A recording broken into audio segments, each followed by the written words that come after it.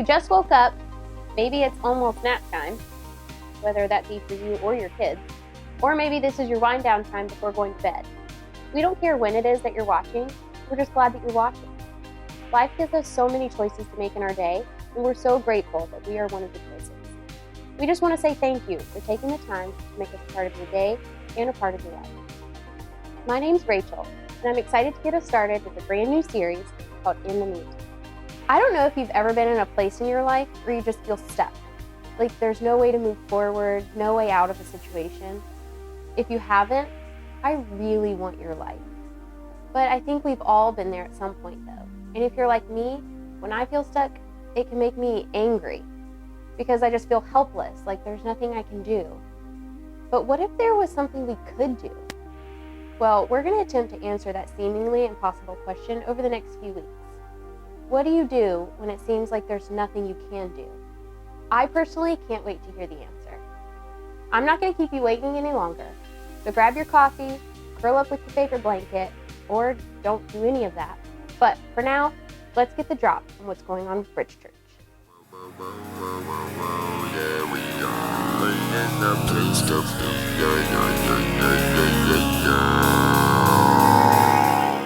Hey guys, my name is John from Bridge Kids, and you're about to get the drop.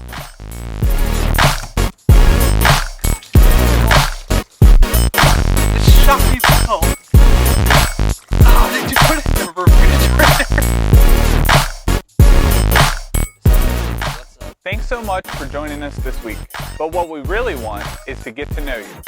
So find a circle or join our Sunday circle at the Harney's house at 4 p.m. And all that info can be found on our website by clicking the Circles tab. It's the white picket fence and the golden retriever, what can I say? If you're not ready for a circle environment, I know that can be weird sometimes, join our Sunday hang every Sunday at 5 o'clock at the Harney's house. All of that information can be found on our website by clicking the Events tab. For more information, head over to our Facebook page or check out our website, bridgedayton.com. Gosh, it's so fun! And now, here's John with the start of our new series, In the Meantime.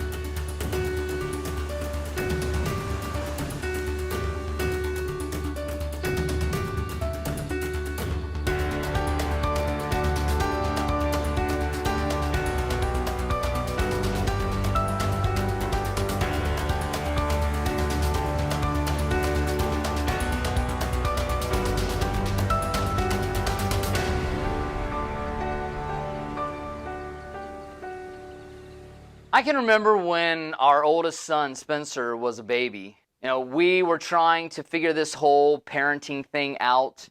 The internet at that time wasn't quite so robust, so we would read books and talk to our parents about things that we had no clue about, which was a lot. One of those things was bedtime. You know, we would put him to bed and everything seemed fine. You know, he'd been wound down, and then he would let out a scream. Now, at this time, we were living in a small apartment, and he had an amazing set of lungs on him for something so very small. And for Angel, her motherly instincts would, hardly be able to handle it. She would want to jump up and get him and make sure that everything was all right. Now, as you know, if you've had kids, Spencer was fine. So some of the advice that we were given was to let him cry it out. And I can remember at one point actually sitting on top of Angel because she wanted so badly to go and to check on him and make sure he was okay. But eventually he just cried himself out and he went to sleep. Now, if you've had kids, you know there comes a point when you have to let your baby cry it out, to let them cry themselves to sleep so that they can get used to going to bed and being alone and staying asleep and leaving you alone. Now, does that make you a bad parent? Does that mean that you don't care? Does it make you apathetic or distant? I'd actually argue that it makes you a really good parent. Now, any analogy breaks down at some point, and this one is going to break down as well, but I think this is a decent connection to what I want to introduce us to today in our new series.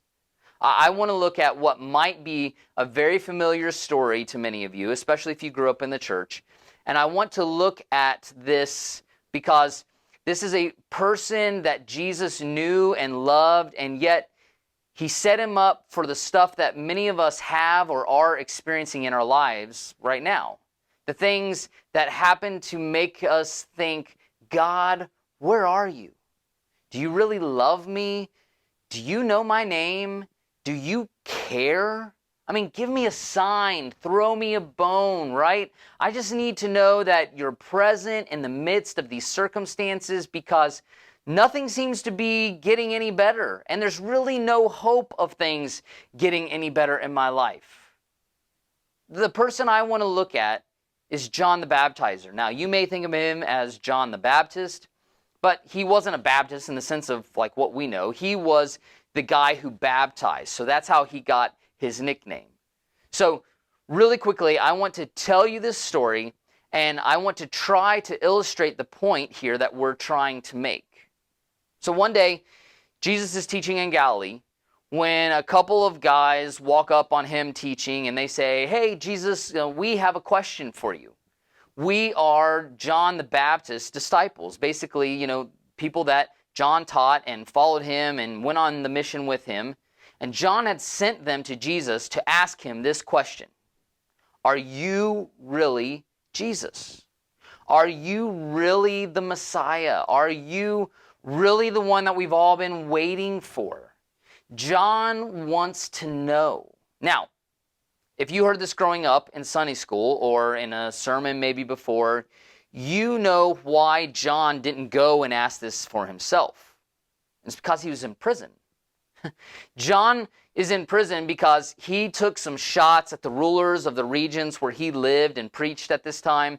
Basically, this king, this ruler, Herod Philip, he marries his niece, Herodias, quite an ego that their dad named everyone similarly. While Herod Philip then is away, Herodias, his niece's wife, has an affair with his brother, Herod Antipas, who's the ruler of another region, her other uncle. And by the time Herod Philip returned, she is now married to Herod Antipas. She left one uncle for the other uncle. It's like, hey, uncle, honey, hunkle? It's very confusing. It's a little funny. It's just important for what we're talking about. So this is a huge scandal. Everyone knows about it in the region. There's no news channels, but news still traveled fast. And this behavior was and is disturbing in any culture, but especially Jewish culture. So John the Baptist, in part of his teaching about sin, he kept using Herodias and the Herods as examples. Now, Herod, the one that she ended up with, he kind of thinks this is funny and he doesn't really care, but Herodias does not find it funny. She gets her new husband, uncle, king, ruler Herod to arrest John and to throw him in a dungeon, but not just any dungeon. She has him sent to the easternmost part of the kingdom to a dungeon in the desert. So time goes by and he's just left there. John is just left there. And he begins to have what we have when time goes by and nothing happens. John begins to doubt. The interesting thing is that Jesus loved John since before birth, really. Somehow Jesus' mom and John's mom are related, which makes the two of these guys like some sort of cousins. And at one point in time, no one knew who Jesus was, but everyone knew who John the Baptizer was. And one day, John is baptizing, and he sees Jesus, and he stops everything, and he tells his crowd, you've been following me, but this is the guy that you should be following. I'm not even worthy to tie his shoes. He is the Lamb of God that takes away the sin of the world. John announces Jesus' arrival, and Jesus expressed back to him like his love and admiration for John. Look at what Jesus had to say about John. Truly I tell you, among those born of women, there has not risen anyone greater than John the Baptist. This is a huge statement. Don't run past this. Jesus says, John is the greatest man on earth. How would you like Jesus to say that about you? That's what Jesus thought of John. But now John, in this moment, after this time, is not sure what he thinks about Jesus. And here's why. Because when Jesus heard that John had been put in prison, what comes next after this? If I was making this up, I would not put this in here, right? If the Christian scripture is fictitious and someone is just making it up to get us to believe something, they would not have put this in here. This next part is only here because it's what happened. Matthew is about to tell us what happened as a reliable witness of the life of Jesus. Because if you're trying to get people to believe that Jesus was a great guy, you wouldn't write this next part. This is way before the guys tracked Jesus down to ask the question that John had for Jesus, right? This is just Jesus finding out. This is when he first heard that John was in prison. So we think that Jesus would go, get up and go and visit John. Hey, I'm sorry you're in jail. Maybe send a care package with a disciple or two. Maybe he would get all of his disciples together and go break him out of prison. I mean, think about it. How would you expect Jesus to act when he hears that his cousin, right, this guy who announced his arrival, the one he said is the greatest man on the planet, how would you expect Jesus to act in that moment? Well, when Jesus heard that John had been put in prison, he withdrew to Galilee, leaving Nazareth. He went and lived in Capernaum. Now, when we read this, it's just kind of an interesting fact. You don't look up where these places are and what's actually going on, but this is a big deal. Matthew shouldn't have told us this. Here's why. A map will make this a lot clearer, so bear with me. When John was arrested, they put him out here in Machaerus, in the desert, in a dungeon. When Jesus hears that this has happened, he's up here in Nazareth. Now, you would think he would have gone down to visit him in Machaerus, or done something, to make what happened to John at least a little bit better. This is an important guy to him. By Jesus' words, the greatest guy on the planet. But Matthew, who was there, tells us that Jesus withdrew and went to Capernaum. Jesus went in the opposite direction. This is how you feel. This is how I feel when we're in the desert and, you're up north of the sea, and at least visit Jesus. Send me a letter. Do something to let me know that you care, right? I mean, here's John in a dungeon in the desert. Jesus is in Capernaum, which at this time was like a beautiful fishing town, palm trees everywhere, beach right on the water, and not only is John in the desert dungeon, he's been there for over a year at this point, probably close to a year and a half, when he finally has had enough and he calls his disciples in, and these are the only ones who are visiting him, bringing him food, caring for him. In the dungeon, they don't feed you like at this time. You had to have friends feed you, or you just starved to death. So a year and a half later, John's had enough. He keeps hearing rumors about Jesus, and John is wondering if Jesus has forgotten all about him, his cousin, his buddy. So John sends his guys to Jesus up in Capernaum, and these guys come and ask Jesus, are you really Jesus? Are you really the one? John's wondering. He's wondering if he should begin to look for another one. He's having his doubts. And we're not, going to tell him that you're up here in Capernaum under a palm tree, John's already discouraged Jesus. And Jesus says to these guys, he says to them, here's what I want you to tell John. Tell him I am the one. Tell him about all the things that I'm doing for everyone else. Tell him about all the people I've healed, the lame who are walking, the blind who are seeing, the prisoners that are set free, figuratively. Tell John that he can believe in me. He can keep believing. Tell him to do so because of all the things that I'm doing for everyone else. And there's our life.